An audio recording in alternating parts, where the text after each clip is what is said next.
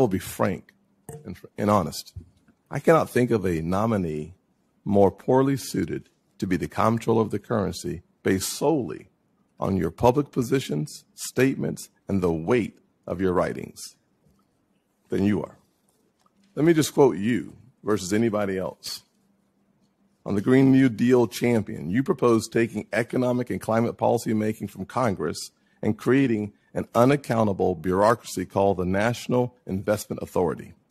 In a roundtable this year, you pushed to make the NIA the dedicated institutional platform at the federal level for really being the kind of fighting muscle of the Green New Deal and fighting muscle of, all of these other movements that pursuing environmental justice, social, economic justice, equality, and so on. Your disdain for the financial services industry. In 2019, in a documentary titled, I'll be kind, Buttholes, a Theory, you said, the financial services industry, in my view, and I don't think I'm alone here, is the quintessential butthole industry. Killing American Energy.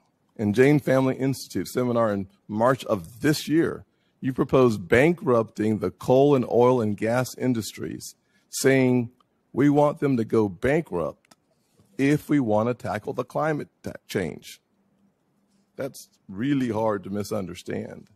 On nationalizing banking, last year, i.e. 2020, not 10 years ago, not 20 years ago, just last year, paper you titled The People's Ledger, How to Democratize Money and Finance the Economy. You proposed reforms to, and I quote, effectively end banking as we know it by nationalizing, the quote you had was effectively ending banking as we know it. How? By nationalizing retail banking.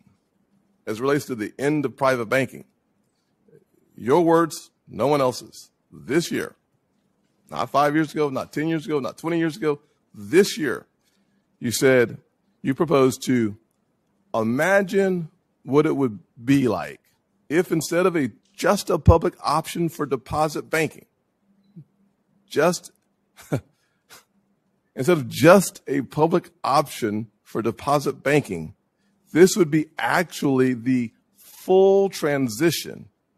In other words, there would be no more private bank deposit accounts, and all of the deposit accounts would be held directly at the Fed.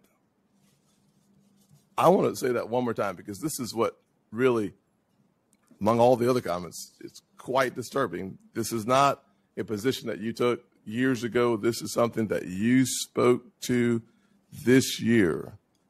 And I quote, imagine what it would be like if instead of just a public option for deposit banking, this would be actually the full transition. In other words, there would be no more private bank deposit accounts, and all of the deposit accounts will be held directly at the Fed. I don't have any questions for you because there's nothing you can say today to undo what you've said for years, including this year.